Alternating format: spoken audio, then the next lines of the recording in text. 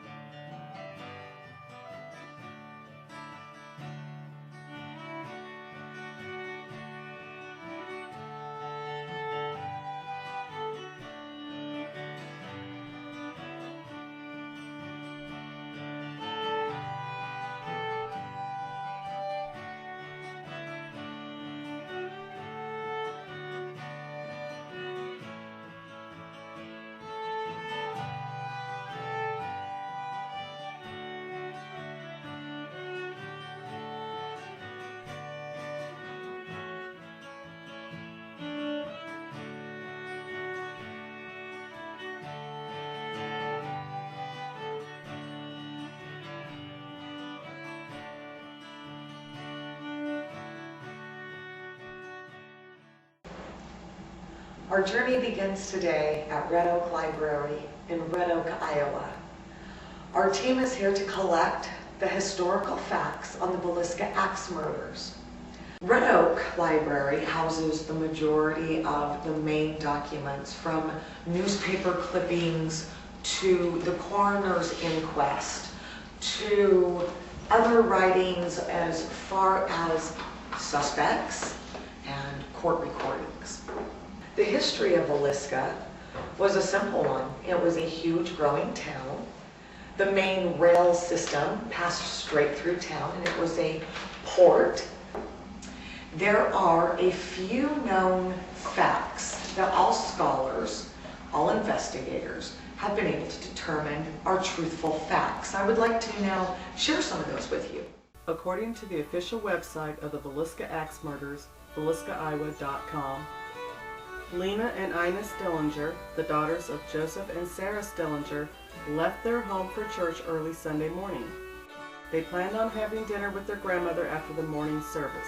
But at church and Sunday school that morning, they met the Moore children. Mm-hmm. Catherine was a girl about their age, and they were good friends. And Catherine invited them over, and they went to the Moore home and spent the afternoon, and then they were going to a Children's Day exercise that night at church. Well, the program got over about 10 o'clock, and everybody went home. Well, the Stillinger girls lived outside of town. They phoned home, and they said, we were supposed to go to Grandma's, which was a couple blocks on past where the Moores were. There was an argument going on about who was responsible for the street lights in Villisca. And the power company had turned the power off to the street lights, so there was no street lights, and they were afraid to walk in the dark to their grandmother's. So they called home and asked if it would be all right for them to stay with the Moores. You know, what an ironic twist of fate. Yes. You know, that they were there by accident. The following morning, at approximately 5 a.m., Mary Peckham, the Moores' next-door neighbor, stepped into her yard to hang laundry. At approximately 7 a.m., she realized that not only had the Moores not been outside, nor the chores began, but that the house itself seemed unusually still. Between 7 and 8 a.m., Mary Peckham approached the house and knocked on the door. When she received no response, she attempted to open the door, only to find it locked from the inside.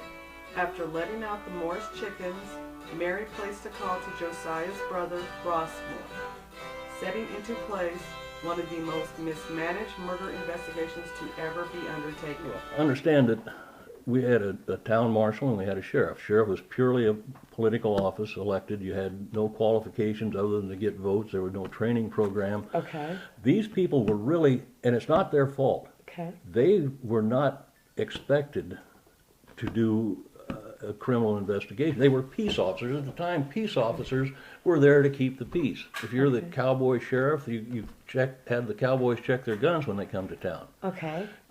You threw the miscreants and bums out of town, you shot the stray dogs, and you put the drunks in jail before they got into worse trouble. You tried to maintain the peace. Right. When there was a serious crime, they were not prepared and not expected to be prepared. It wasn't in their job description. Okay. It wasn't in their job Okay. description. Upon arriving at the home of his brother on June 10, 1912, Ross Moore attempted to look in a bedroom window and then knocked on the door and shouted, attempting to raise someone inside the house. When that failed, he produced his keys and found one that opened the door. Although Mrs. Packham followed him onto the porch, she did not enter the parlor. Ross went no further than the room off the parlor. When he opened the bedroom door, he saw 2 bodies on the bed and dark stains on the bedclothes. He returned immediately to the porch and told Mrs. Peckham to call the sheriff. The 2 bodies in the room downstairs were Lena Stillinger, age 12, and her sister Ina, age 8, house guests of the Moore children. The remaining members of the Moore family were found in the upstairs bedroom by City Marshal Hank Horton, who arrived shortly thereafter. Every person in the house had been brutally murdered, their skulls crushed as they slept. Josiah Moore, age 43. Sarah Montgomery Moore, age 39. Herman Moore, age 11. Catherine Moore, age 9. Boyd Moore, 7. And Paul Moore, age 5, as well as the Stillinger sisters, were all murdered with an axe. Once the murders were discovered, the news traveled quickly in the small town. As neighbors and curious onlookers converged on the house, law enforcement officials quickly lost control of the crime scene. It is said that up to 100 people traipsed through the house, gawking at the bodies, before the Villisca National Guard finally arrived around noon to cordon off the area and secure the home. The murder took place in 1912. The initial shock of it just devastated the community. They talked about that you couldn't buy a gun, a padlock for 50 miles in any direction. People took turns staying up at night, guarding their family. Initially, they said that there was probably somewhere between 80 and 100 private eyes turned up. And anybody and everybody came in, and anything they could do, They did. for billable hours. They even brought in, this is a famous photograph right here. It was a famous team of bloodhounds. They brought them in from Beatrice, Nebraska. Brought them in by train. And they took them to the porch and let them smell some of the items in the house. The killer had wiped his hands and handled the axe and everything. So they gave these bloodhounds, the scent of the axe. And each time they would start at the house and they would go west, then take a sharp turn north, and then go back west and kind of skirt the block and go to the river, and then they would lose the scent. This story would grow and grow, but nothing ever came of it. I mean, even the bloodhounds couldn't follow the trail. Yeah, well, the private detectives came out. The governor hired some. The county hired some, and there were lots and lots of amateurs. And they stirred around in this for 2 years without any success. And so it was Joe Moore had an insurance policy, and then John Deere, the implement dealer, contributed some money to the reward fund, which was never collected. And 2 years later, and a lot of people put in $5, $10. The state offered $500 reward. And the family is just frustrated over the no arrest and really very little apparent progress other than clearing a lot of people, decided to hire a detective. And they Wilkerson was the one that they got. Wilkerson starts a campaign, and it's kind of sad, but it was almost kind of slanderous, and actually he was sued for slander and lost. But this is F.F. Jones. And now he was Prominent. the state senator. Yes, Okay. and very prominent businessman in Villisca. Jones came here. He taught school for a while. He started working for an implement store on the south side of the square in Villisca. And he was the, what we would call collection manager. He went out and collected on accounts that were in arrears, which didn't make him probably the most popular guy. You know, he was noted for being kind of hard-nosed. But he did so well and worked so hard, like so many at that time did. You know, they were hard-working people and they were scrupulous with their money. He ended up owning the hardware store and implement company that he worked for. And at the time he bought it, Josiah Moore also worked at the implement company. So Josiah Moore became his employee. Well, after a couple years, Joe Moore decided he had been saving his money, and he was tight with his money. If you see the house that they lived in, a family of 6, you would wonder how you could get that many people in a house that size. He went catty-cornered, kind of around the corner to a building, you know, just almost across the street, and opened his own hardware and implement store. And when he left, he took the John Deere franchise with him, something that Jones would never forgive him for. And they always laugh about the old adage about that you would cross the street in order not to meet somebody. Jones literally would. He would avoid, he hated Joe Moore. Well, Jones became very successful. He owned the hardware and implement company. He started a bank, and it was over on the west corner, and he had a very prosperous bank. He got into politics, did 2 terms, I think it was, as state representative and became state senator. And when the murder took place, he was running for re-election. Well, Wilkerson started this whole thing. And when you look at it in the cold light of day and looking back at it with detachment, the story goes he had Joe Moore killed, that it was like a contract killing. But this story has so many holes in it, it's ridiculous. He supposedly hired a gentleman out of Kansas City. The newspapers kind of sensationalized this. He became known as Blackie Mansfield. Wilkerson finally got a warrant, and they went to Kansas City and arrested Mansfield. Okay. And when they brought him back, they says, "Okay, Blackie, why did?" And he goes, "Blackie." He did not know his nickname was Blackie Mansfield. They had coined it and stuff. And this gets into a whole story itself. But going back and looking at it now, that they hung him by his ankles from a bridge over the Missouri River in Kansas City to get him to confess. He came back, and it has been uncovered recently, some documents, timesheets and stuff, that he was probably at least 500 miles away from here and couldn't have possibly done it. But Wilkerson made it his lifelong, or ambition, whatever you want to term it as, to point the finger at F.F. Jones. This is the other side of the story. Okay. This is Reverend Kelly.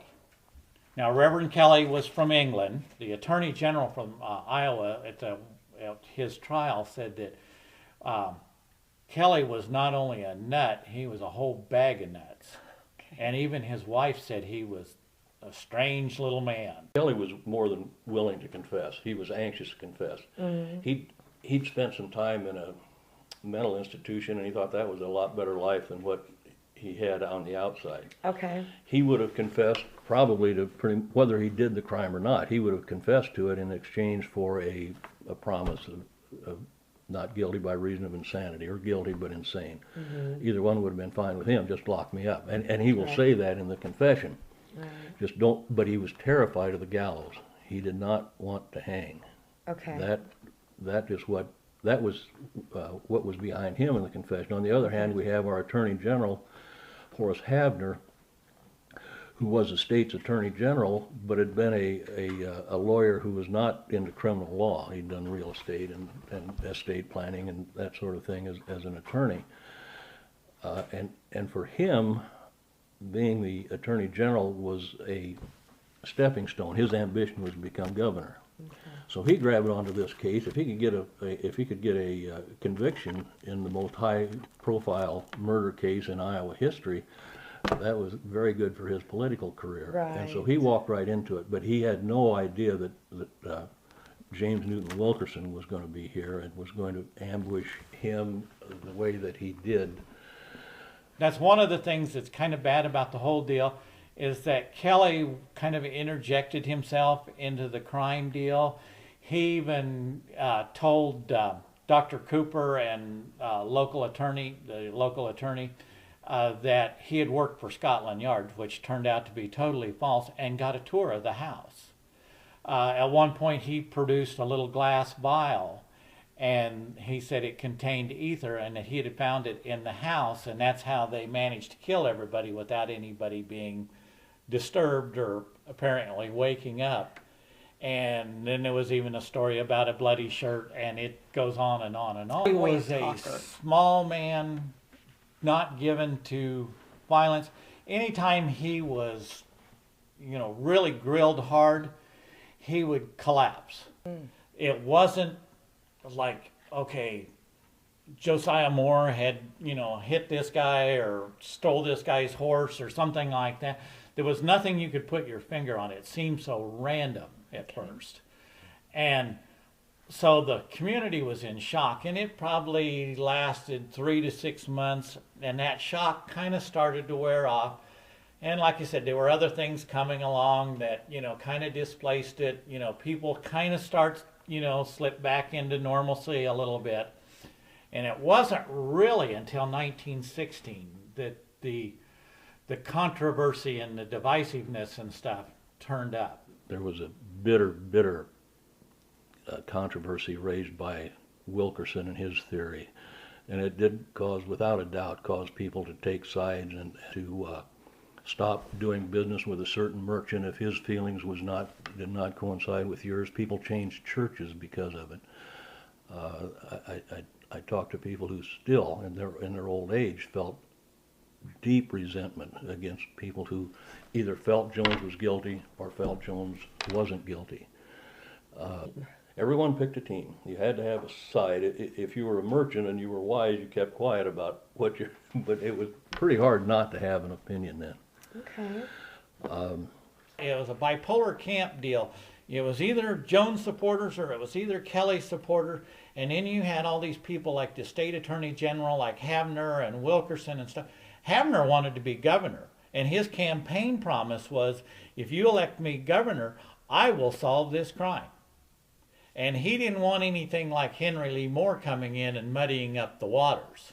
Right. And like I said, of course, things like serial killers and psychopaths, that hadn't even been coined yet. That wasn't even a field of science yet. Right. And everything. But they didn't want any part to do with that, because that would have, these were the easy targets. These were the popular targets. So it was about money and political power.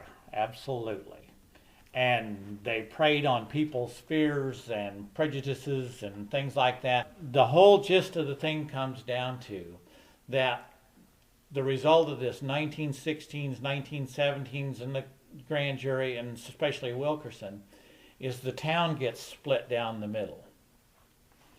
Jones was Presbyterian, Kelly was Methodist. If you were a Methodist, you weren't allowed to play with the Presbyterian children. Your folks think Kelly did it. My folks says that Jones did it. I can't play with you. The town became just right down the middle, and it's not really an exaggeration at all to say that it cut the town in half. I see. And I mean, and it lasted for years that way. I remember my grandmother talking about it, that, oh yeah, it was Jones, or no, it was Kelly, it was this crazy little minister. History has a strange way of dealing. They had a failed railroad early on. It was built in 1911 and finally was sold off in 1916, and that was kind of an economic blow. Red Oak had a railroad, came, it was more successful, so they kind of won out. But the interesting thing is, the murder took place in June of 1912, and it became such a sensational thing. I mean, every newspaper, carried articles about it. It was nationwide, and it took things like the Titanic and the onset of World War I to knock it out of the headlines. And actually, in 1917, when the guys got called up and then they went off in 1918, they were involved in some of the early battles and things like that, and Villisca especially took some pretty heavy toll in casualties. And that kind of started to fade this a little bit from memory. But the thing about the Josiah Moore murder was it divided the town. But the damages were done. Okay. It ruined F.F. Jones. F.F. Jones did not get reelected. He was pretty influential, had a lot of powerful friends and everything like that. They all kind of stepped back away from him, didn't support him, so he didn't get reelected. They said that, when all this was going on in 1916, that he was ruined politically in 1916. The board of directors for the bank said in 1917 that they had voted and he was to step down, and he lost, and he was ruined financially in 1917. And he pretty much spent the rest of his life kind of sequestered in his home there in Villisca, and his life was pretty much over. So Villisca's had pretty hard hits its whole life, it sounds like. That's probably one of the key things that I think a lot of people, they get caught up in the sensationalism and the gore, and even the paranormal is kind of a touchy subject with this little crime that we're talking about here. Mm-hmm.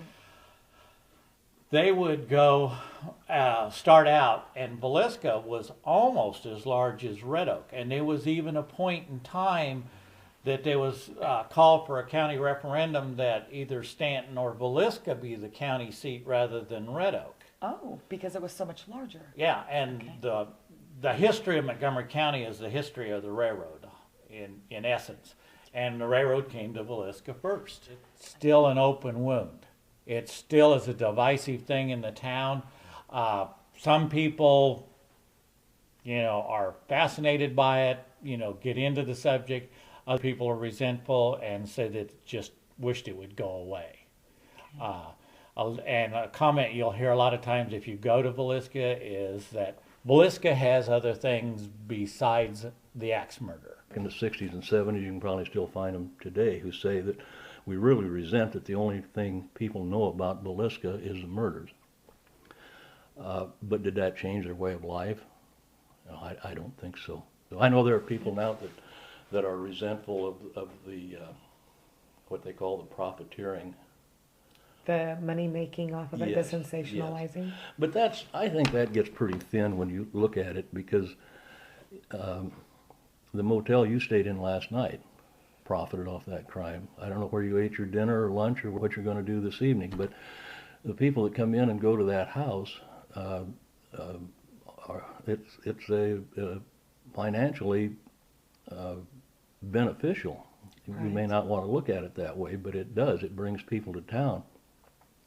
There are far more people over the course of a summer that will visit the axe murder house than will visit our fine Montgomery County History Center. It doesn't stop. There's still a lot of sensitivity in Villisca about, like I said before, about just forget it, leave it alone. Other people that want to capitalize on it. There are people who think they own it, that they think they have copyright on it. It wasn't one of those things that people in the town wanted to talk about. To acknowledge. Even today they have a hard time realizing that it's a tourist attraction and brings lots of people to town. And when the paranormal thing started in, they were really upset about that because they thought it was going to bring all these crazy people with gothic stuff and earrings and tattoos and all that. And they forgot that there's another segment of people like doctors, nurses, lawyers, and that are interested in it also. And so we have a variety of folks that come. When did the whole sensationalizing Well, I think start with any kind of paranormal? it started, and it was not intentional on his part. I'm sure it wasn't. I knew Darwin Lynn Yes. pretty well. Yes. But he bought the house, and Martha can tell you this story better than I can. It probably would have been demolished. He bought the house. He had what was called Olson Lynn Museum. It's still there, but she has sold all a museum in a small town like that. A museum in a big town isn't a moneymaker, but in a small town like that, I don't think Darwin Lynn prospered off his museum. And to quote him, like he says, I ran that museum and the house without any public monies, all this sort of thing. I run it strictly on what I make off of it. So I can understand where he was coming from. And it's nice that the house was preserved. My husband and I purchased the property in 1994 because we had a museum downtown.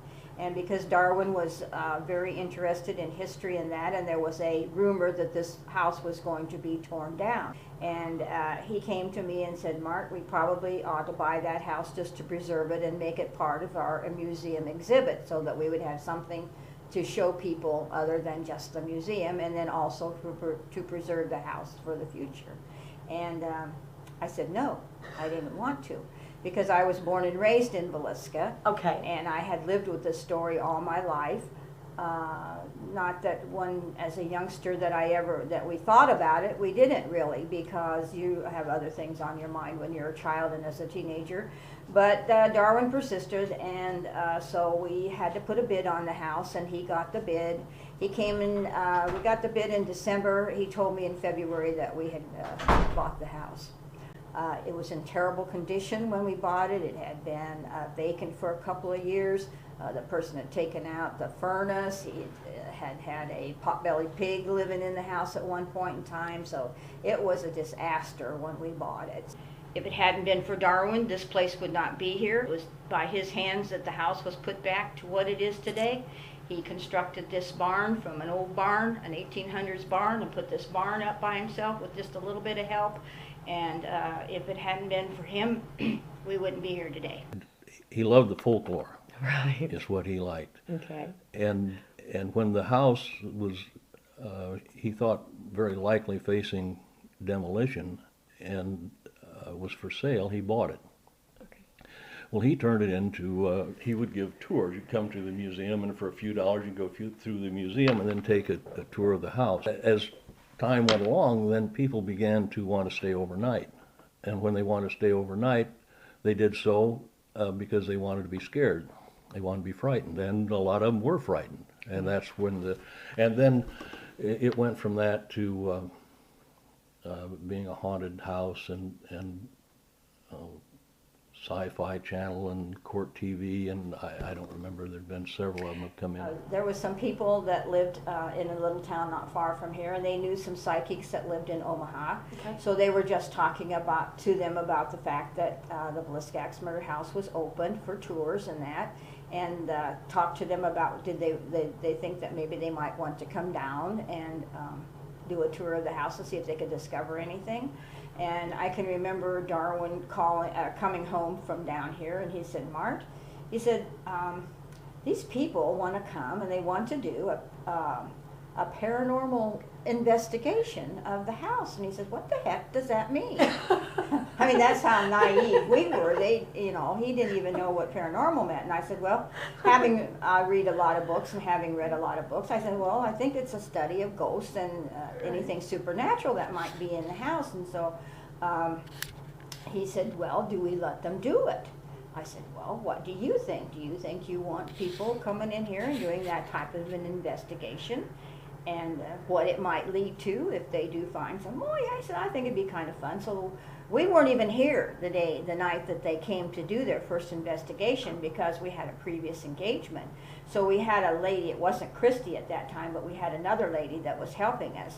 So she came and opened up the museum and then came down and let them go through the house. Well, immediately they thought they were in tune. They thought they had discovered something. So that summer they came back many, many times. Oh, it just snowballed after Well, that. the news media got a hold of it, you know, like the Omaha radio station and the TV station, and they came down and watched them, and it's just kind of like snowballed. Yes, it did. It just kind of took on a life of its own.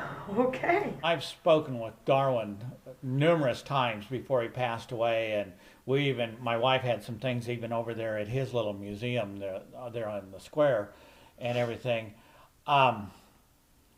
Personally, I don't like the paranormal part of it, the sensationalism. I have seen some and listened to some of the stuff that the paranormal's done, and I kind of have to be supportive of the people over there. To have people running around to your yard at 2 o'clock in the morning claiming they're getting electromagnetic vibrations and hearing voices and all of this sort of thing, that they don't like that. He gave us, carte blanche one time to come in and go through the house, and we probably took 30 or 40 photographs, every aspect. In fact, this is one of the photographs that we kind of did. My wife did this, and that's the attic above the kitchen and stuff. At one time, that was a popular theory that the killer hid in the attic, and then after everybody went to sleep, snuck out. But one of the things, and I know that just stuck out in my mind terribly, is that, like, there's a bed downstairs where one of the Stillinger girls, could have possibly been and everything, and there's stuffed animals and candy and coloring books and all of this stuff like that people bring as offerings. And where the newel post is at the top of the stairs, there's a little deal, and there's candy and toys and stuff. I don't know. I find that upsetting. It leans too much toward the sensationalism, and I kind of consider myself a native of Villisca, and I don't like it. Okay. It is, and although I'm not into the paranormal, and I don't believe that there's anything there, and there are some of the people that I have met there that are pretty. There's a lady I interviewed that says she's been assaulted in the attic two or three different occasions. I don't remember, but she's making plans to go back. But there are other paranormals that, if you'd sit down and visit with them, are very rational, very intelligent people that truly believe there is a spirit world, and they are trying to confirm that. And this is one of the places they do. You might disagree with them, but you can't call all of them loonies, Right. Because they are not. Right. They really right. are not. And I just, as I say, I don't agree with them. But I don't think we can lump them all together As a theme. Fritz, I believe in it all. you believe in it all? Yep. Okay. I believe in everything, a whole 9 yards. For experience, upbringing, religion, It's curiosity. okay, all right. I'm really open to it. I mean, I definitely don't, not believe in it. I'm just very open about the whole thing. So you don't shun experiences that No, happen definitely or not. No. discredit someone else's experiences? No, never. Okay, and how about Never. you? I'm a pretty firm believer in it. I've had a couple different experiences when I was younger at different people's houses and stuff, so I've always been really curious about it. Okay. Always watch a lot of shows about it and everything, so. Okay, so you have a lot of openness to Oh yeah. the other definitely, world yep, of unknown. I'm Yeah. a believer. My mother is from the South, Okay. so there's lots of Traditions. that happen there, and that's probably what made me a believer more than anything. Oh, My grandmother. okay. So. That sounds good. I don't know. I've just always been interested in it. As a little girl, I had horrific nightmares, night terrors, and I hated scary movies and stuff and haunted houses. But as I got older, it's just very intriguing. And there's got to be something else that goes on. I mean, that you there just, just that we're has not to be. aware of. Yeah. Yeah. And if we all believe in God, we know that there's something else out there. There just has to be. You know, everybody likes to believe in angels and like that. So why couldn't there be something here? Right. Some form like that. So. Yeah, if you believe in demons and angels, let's pretend you're a demon from hell, you know, and you catch wind that this guy's about to kill 8 people. Yeah. Wouldn't you be like, oh yeah, I'm gonna latch onto this guy real quick. I'll be back. You know. Yeah, and then suck all the energy dry. Mm-hmm. Okay. So. Also, Villisca was named Waliska in Right. the Sac and Fox language, meaning evil spirit. I mean, they know what we're talking about. You know. Right. Right. So I put a lot of stock into that too. I think this whole area is strange and weird. Yes. I went through, started in June 1901 for a date, and went through the old microfiche machines and I just see if there's any other weird murders. And I found within like 4 months about 20 some. And it was woman slits her own throat to die, a guy stabbed his wife in the town square, a guy was shot upstairs at the museum, downstairs woman was quilting, caught on fire. I mean, how's that happen? So odd deaths. Just constant. Just Yep. throughout this region, throughout this geographical region then. Yeah. So you live in the house that Mary Peckham, thank you. The first witness on scene, the neighbor who knew that something was astray. The first one, you're in her house. Being in that house, because we were under the impression before we got here that there was some distance between her house and the Moore family house, and that would explain why no one heard anything. But when we get here and realize it's literally less than 50 feet from side to side, that's a pretty significance in distance. Living in her house, is there experiences living in that house right next door? Do you think it's even plausible that something like that could have happened without being heard? Yeah, her bedroom's my bedroom. Okay. I was in there one winter I sleep with the TV on constantly, heaters on, windows are shut, and some overnighters got spooked and screamed, and it woke me out of a dead sleep. So I am thoroughly convinced she heard or seen something. She's in her 60s. She couldn't beat the guy up. She couldn't phone anyone. All she could do was wait till morning. And the fact that the day of the funeral, her family took her to Bozeman, Montana, which is quite a trek in 1912. And then she died out there from the nervous breakdown. 6 months later. She knew something. I thoroughly convinced of it. And her husband and son was supposed to be at home with her that night that the murders happened, June 10th, or the night of the 9th, the early morning of the 10th. And so the 2 other people being completely unaccounted for in any documents, inquest, reports. What are your thoughts about that? Do you think it was part of the cover-up, or? You know, I don't know. I've always wondered, where was Orlando? You know, where were they at? Why weren't they questioned? Why was she the only one questioned? Okay. Why did they immediately take her halfway across the country away from all of her family? You know, just a lot of things about this just doesn't add up at all. I think for this guy to come in and do what he did is just pure inhuman evil. I mean, to kill 8 people and hit them that many times in the head with an axe without a glimpse of, what am I doing? You know, and then to make himself something to eat afterwards. That's just, I think from that moment that these murders happened, it just left that negative energy, left its thumbprint on the house. And it never would be a home again. House, yeah, but home, no.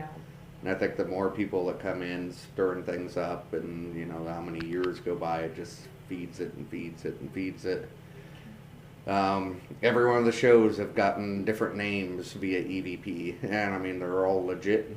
You know, they've caught them legitly. Right. But I think whatever's in there is just toying. When everybody asks who did this, that's $1 million question, and everybody gets different answers. And I think, including me, I've gotten every possible suspect's names on EVPs, asking that question 1 million times.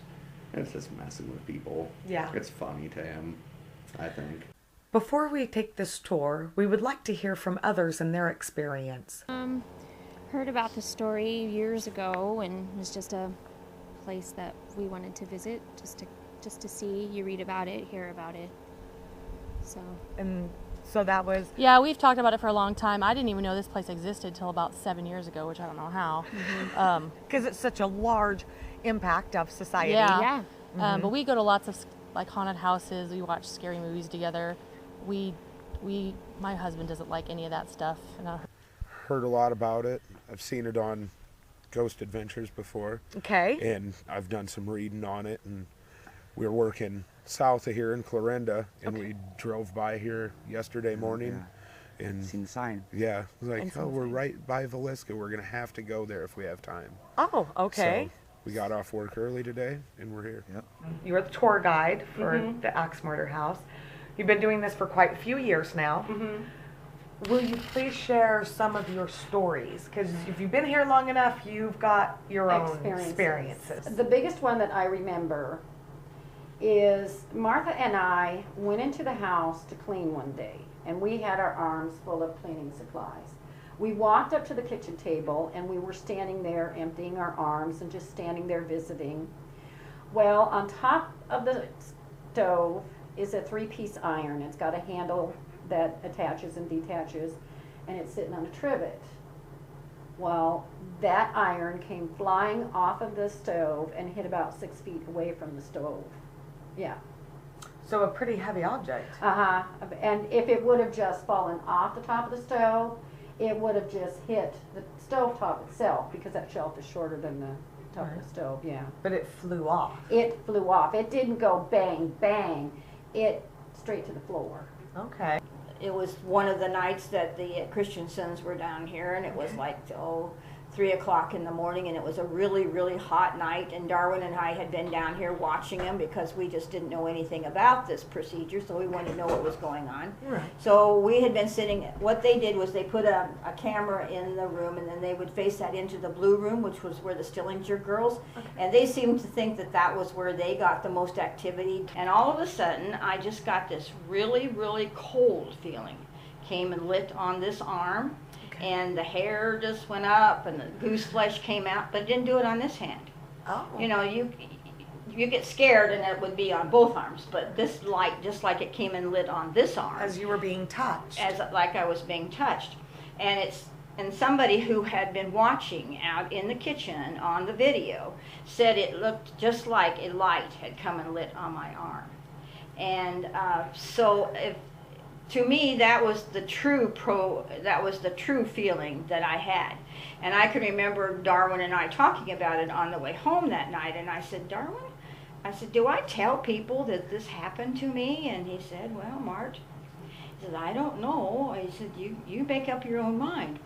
And so anyway, we were going to a tourism meeting in Red Oak of a bunch of tourist people that were having a meeting over there. And so we went over, and they were just saying, well, how are things going over at the house? And so I said, well, I had this really neat experience at the house, you know. And I proceeded to tell them about it, and boy, they were just listening to every word I had to say. So from then on, I wasn't really afraid to tell about it, because I was thinking that if I said something like that, people would say, oh, she's making that up, so people will come and stay at see the house and that. But that was not the case. And since then, I've just had been here when different paranormal teams have been here. You hear, you see, they show you what they find, they show you their evidence, like the pictures up there on the bulletin board, or they email me stuff, and how do you not believe? Right. I've never seen a ghost in the house yet, to this day, but right off the bat, when I first came here, I thought, I'm not going to say yes it is or no it isn't haunted without putting it to a test. So the first week I did EVP sessions up in the kids' room. Asked question after question, got nothing. On the Friday, the last day of the whole week, I just sat with a digital recorder in my hand and didn't ask anything all night long. It was completely boring. The car drove by, a dog barked, that's it.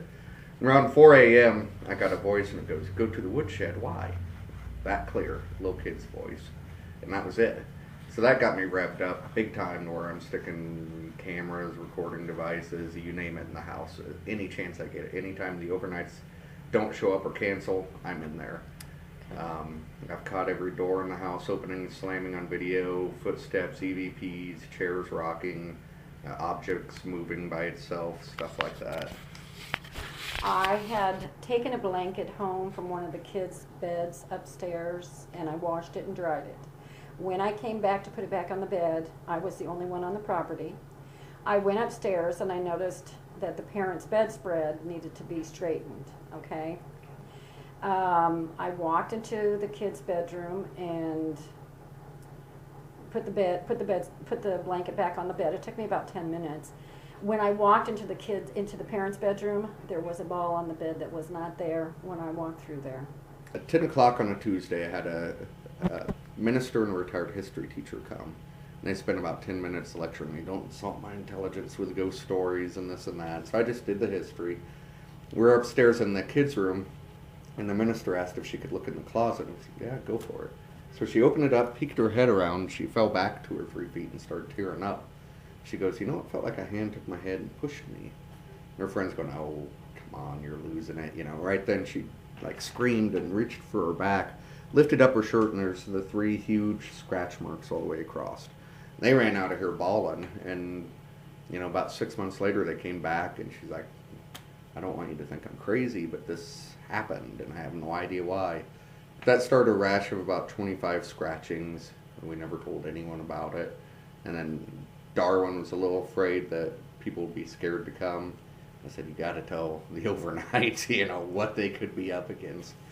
So I've seen a lot of the good, and I've seen a lot of the bad in the house. You get a really heavy feeling right when you walk in there, like kind of uneasy, and then as you're sitting there learning the full history about it, it's I don't know, it's a really heavy feeling while you're sitting in there. It's kind of weird.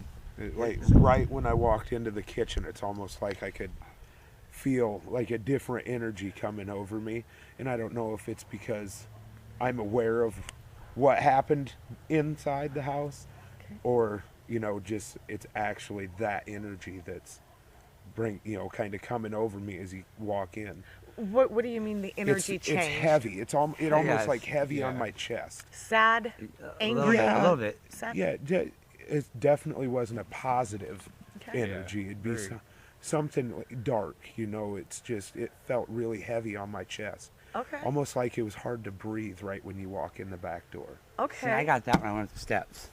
So you got the heavy energy when you went up the steps? Up the stairs. It was like somebody was like just pushing you down, like just don't come up here. No reason for you to be there. Yeah, you're not supposed to be in my house, so. Okay. Yeah. I got the worst feeling is when you walk into the bedroom where the 2 little girls were that were visiting. That right. The when Stillinger sisters? When you walk in there, it's just like, just really, really eerie. Like you just don't want to really be in there too long. So anything else of the house, or did you see some shadows, or tell me about the closet? Yeah, I was in the closet in the Moore children's bedroom in the back of the closet, and I went to take a picture, and when the flash itself turned on, it was almost like 4 balls of light like coming. I could see it coming at me, but I don't know if I haven't looked at my pictures. I can't see if it caught it or not yet. So okay, so yeah, when he was in the closet, I noticed he was trying to get his camera would not focus on his phone at all.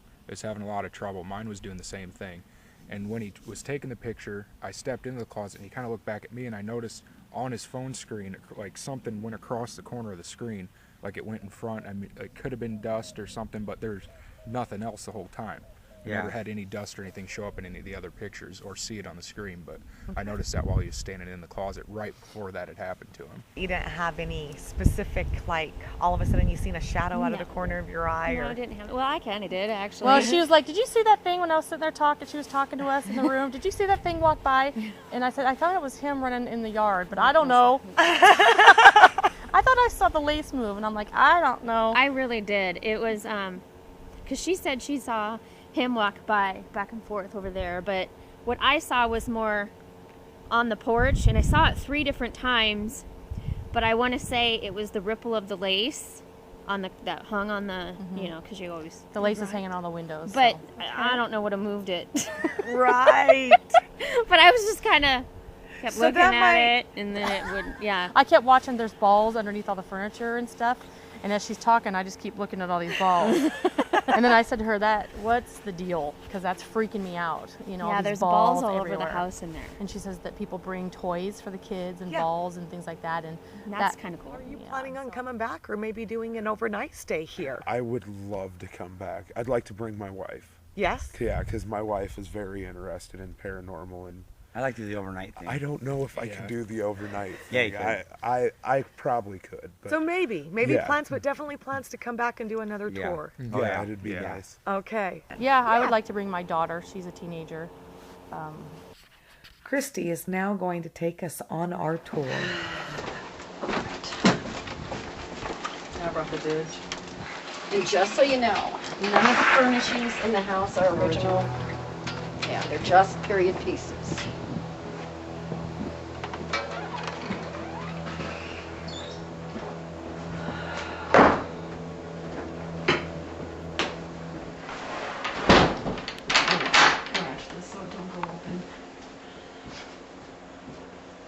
So even the stove, not original. Not original. Okay. Not original at all. This is what the house looked like when Darwin and Martha acquired it back in 1994. Just a minute. Now, like I said, I have seen this picture many, many times. Yeah, but that looks like a little kid that's like, yeah. With its head tilted. This is the room where they found the Stillinger girls. Okay. They also found the axe in this room leaning up against the wall by the doorway. Okay. The axe was identified as being Joe Moore's by his brother Ross. Okay. That he identified it was there were nicks in the blade. There.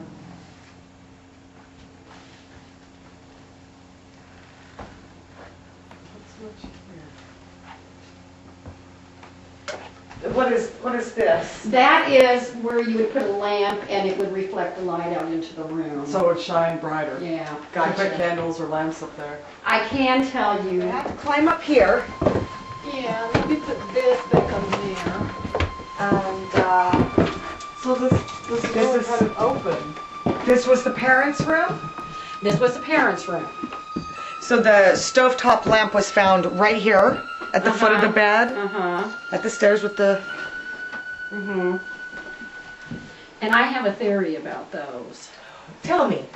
I would like to know your theory. I think that those were used for night lights. The kerosene lamp? And then this was the children's room. Uh-huh.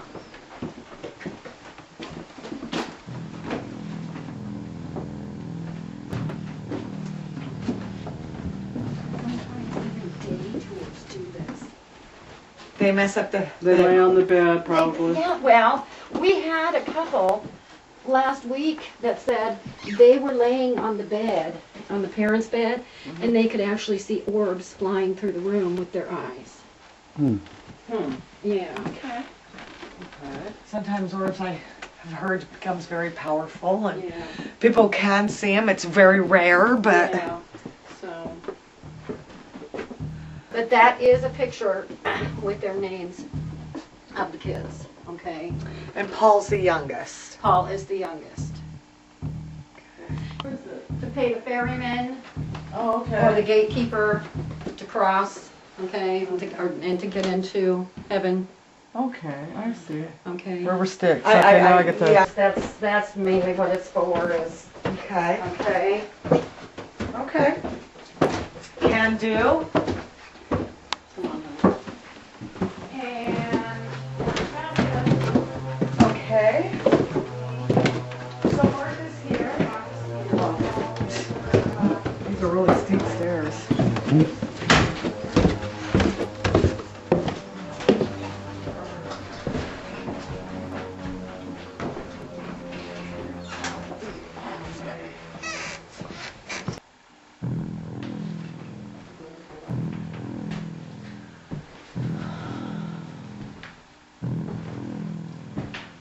We have photographs in here again. I know I already have, and eventually I'll move it upstairs, but...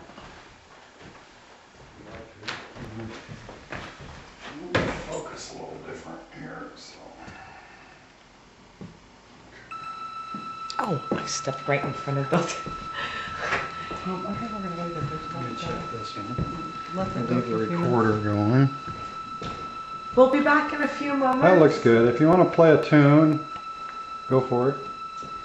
We'll come back and visit, but we'll give you a moment to get used to our presence here You being got here. that big light, Cindy? Yes, I do. You got it with me? That is unreal. It's just like there's little bubbles floating in the air.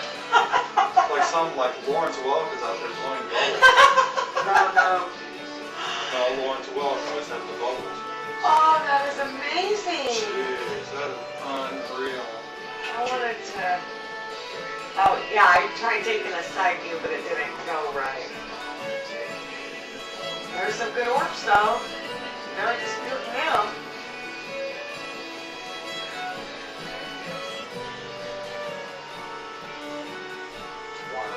Okay. Oh my God, look at all that. That's some good stuff. Jeez. Alright.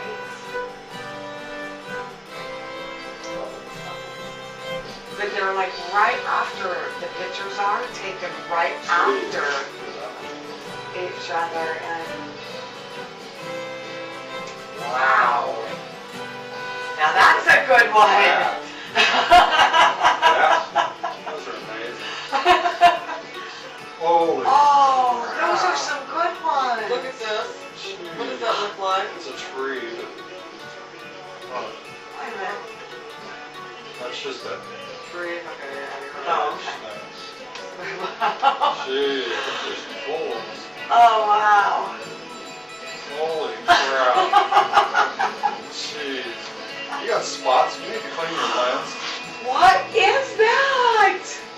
That is odd. Holy crap. Very next picture, because I was taking them one after another. Oh!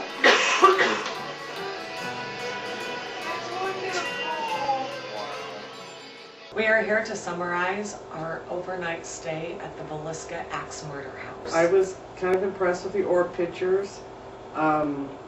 Did I see any apparitions? Anything fall off the wall? I mean, no.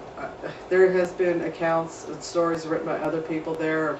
They ran screaming in terror out of the house. Something they saw, or thought they saw, heard. I did not have that kind of experience. I did feel kind of creeped out at a couple points. We were upstairs near the attic. Just a feeling of dread, but nothing that would make me run out of the house going, ah! So, I mean, is there paranormal activity there? I'm not sure. I mean, not to the extent that people say there is. I mean, yeah, there was a couple small things, but nothing that would terrify me not to go back and go to the house again. I would like to maybe throw in, this is, for us, was important in reading other people's documentation. It's amazing the individuals that have gone in with Ouija boards, for example, and have sat down in the cellar to even their own statements, or sat up in the attic. With the voices, we never really caught what you could say a clear, distinctive voice. However, we used no white noise. We just used a digital recorder. A digital recorder, and when we were asking questions, there was never a response. But when we left, in what I believe might have been residual energy, possibly, on some of the voice, and there were two distinctive different screams.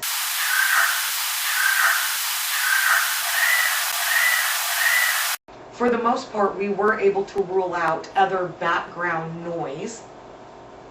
And in those two screams, we could hear something to the effect of women screaming and saying some words.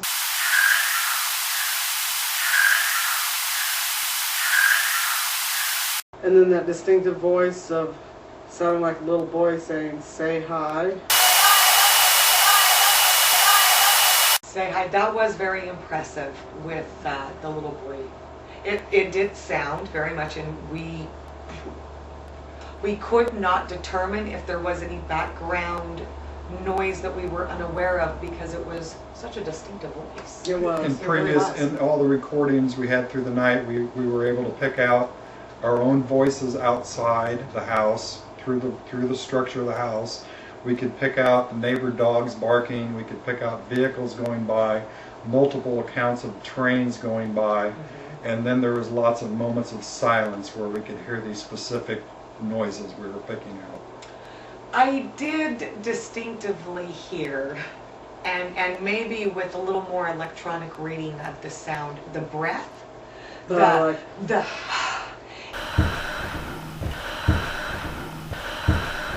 it was distinctive as air moved. Now, during that time, nobody was in the house. It was only the three of us after 5:30 p.m. on the 9th. We know that nobody else was in the house.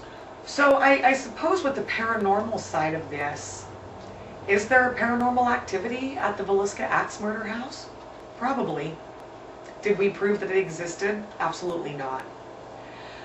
What I do have to wonder, just because I have to wonder, how many other people, since the home has been bought, bringing in their own energy of their own experience of something being left behind?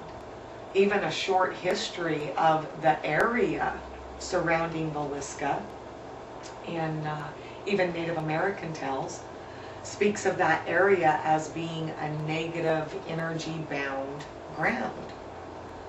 Well, if we look at historical facts of that area has been impacted time and time again. So is it the Moore family and the Stillinger sisters? I have no evidence to show that it is. Well, considering the area there when the Sauk and Fox Indians lived there, it was called Villisca, which means evil spirit in their language. When the town was founded, they more or less kept the name, except it was Villisca. So, I mean, the Indians wouldn't even go into that area. The area seems to be of a heavy, sad. If I have to describe what it feels like, I would describe it as heavy and a little sad, a little oppressed. I think that the whole area, and which might even explain the heavy orb activity. We know that nobody was in the background blowing bubbles, but looking at the photographs, it looks like... Yeah, we tried, an experiment ourselves. We took a lot of pictures and had a lot of orb activity coming up on the photograph. So I said, well, let's try cleaning the lenses. It looks like bubbles or spots on the lenses. So we cleaned lenses, both cameras, went out, took more pictures, same thing. And the same thing, and where the pictures, even for the orb activity, they were being taken in about 3-second intervals. Well, we had two different cameras going. And the thing was, even if the spot theory on the lens was correct, none of those orbs remain the same size. I mean, every time usually if you have spots on the lens, then the spots will be the same size when it comes through, but I mean, we were getting little ones, huge big ones, different intensities, some very bright, some very dim, some seeming hollow. In summary, there is no doubt that the discovery of the paranormal activity has revitalized this town. But at the same time, it has also re-energized the splitting divide of this community. Well, here we are again in small rural Iowa. As far as the facts are able to conclude, you can clearly see that this town has been divided from the beginning. 1912, in a booming little port town, to now a very desolate little town, going from unsolved crime and being split to, at the very end, the paranormal hotspot of which many come to visit. For all of you that stayed with us throughout the documentary, I give many thanks